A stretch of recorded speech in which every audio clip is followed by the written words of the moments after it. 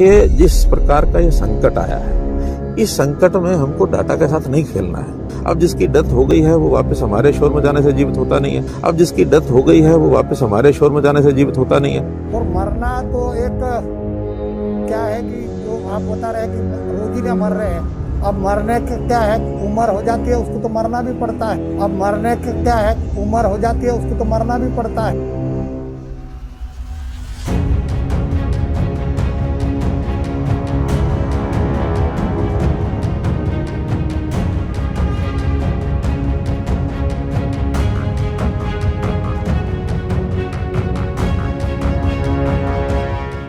प्रधानमंत्री नरेंद्र मोदी, गृह मंत्री अमित शाह और बीजेपी के अध्यक्ष जेपी नड्डा जो हर बार ये दम भरते हैं कि बीजेपी पार्टी विद डिफरेंस है।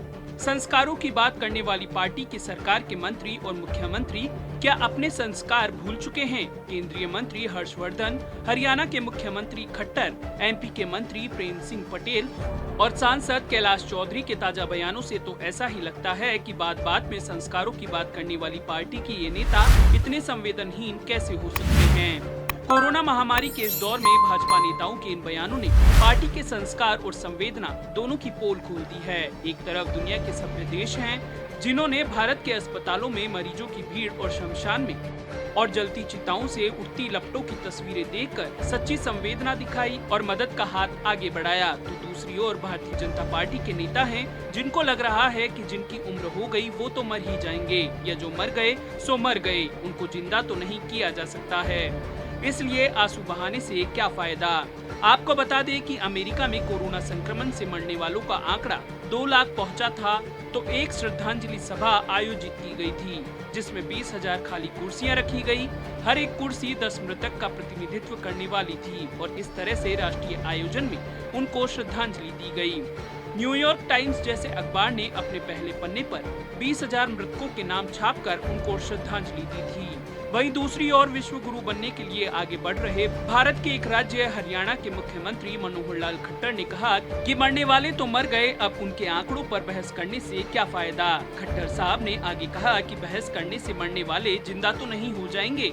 दरअसल देश में कोरोना से मौतों के आंकड़ों को छुपाने के मामले को लेकर पत्रकारों ने सीएम खट्टर से सवाल किया था। इस पर सीएम खट्टर ने कहा, यह समय आंकड़ों पर ध्यान देने का नहीं है, हमारे शोर मचाने से मरे हुए लोग वापस नहीं आएंगे। कोविड-19 के इस संकट में हमको डेटा के साथ नहीं खेलना है, इस विवाद में पड़ने का कोई अर्थ नहीं है। कोरोना महामारी है, इसके बारे में किसी को कुछ पता नहीं था, ना आपको पता था और ना हमें पता था। जब ये बयान सोशल मीडिया पर वायरल हुआ तो लोगों ने कहा कि ये संवेदनहीनता की पराकाष्ठा है। क्या यही बात मुख्यमंत्री खट्टर किसी अपने के मरने पर कह सकते हैं? इससे कुछ ही दिन पहले मध्य प्रदेश सरकार के एक मंत्री प्रेम सिंह पटेल ने कोरोना से हो रही मौतों पर कहा था कि वायरस से मरने वालों की संख्या को रोका नहीं जा सकता है, क्योंकि जिसकी मृत्यु हो गई है उसको तो मरना ही पड़ता है, यानी ऊपर से बुलावा आ गया है तो क्या किया जा सकता है। वहीं राजस्थान में भी एक ऐसा ही मामला सामने आया है। जोधपुर में एक महिला अपने बीमार बच्चे के इलाज के लिए मदद मांगने पहुंची तो केंद्रीय मंत्री गजेंद्र सिंह शेखावत ने उस महिला से कहा कि बालाजी को नारियल चढ़ाएं, उससे लाभ मिलेगा। सोचे, भारत सरकार के मंत्री इलाज की सुविधा दिलाने की बजाय मंदिर में नारियल चढ़ाने की सलाह दे रहे हैं। हालांकि इस मामले में शेखावत अपनी सफाई भी दे चुके हैं।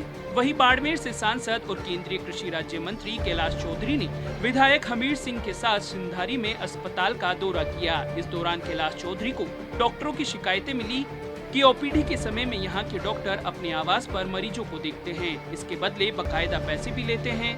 केंद्रीय मंत्री कैलाश चौधरी डॉक्टर के आवास पहुँचे और भीड़ के बीच में इस डॉक्टर को जमकर फटकारा और महामारी के दौर में मरीजों को लूटने की बात भी कही। केंद्रीय मंत्री के फटकार का यह वीडियो सोशल मीडिया पर तेजी से वायरल हो रहा है।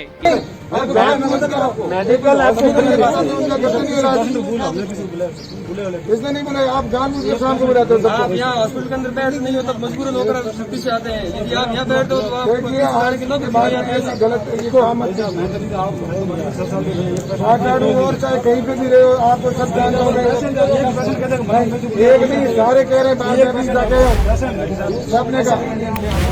डॉक्टरों से बात करने पर उनका कहना था कि ओपीडी समय में घरों में मरीजों को नहीं देखते हैं। केंद्र सरकार के स्वास्थ्य मंत्री डॉक्टर हर्षवर्धन को समझदार और संवेदनशील इंसान माना जाता है, लेकिन वे अपने को धीरे धीरे उन नेताओं की जमात में शामिल कराते जा रहे हैं जिनको बोलने से पहले सोचने की आदत नहीं है। जैसे उत्तर प्रदेश के मुख्यमंत्री योगी आदित्यनाथ ने कहा कि उनके राज्य में ऑक्सीजन की कमी नहीं है। किसी ने कहा कि ऑक्सीजन की कमी है तो उस पर रासुका लगा देंगे।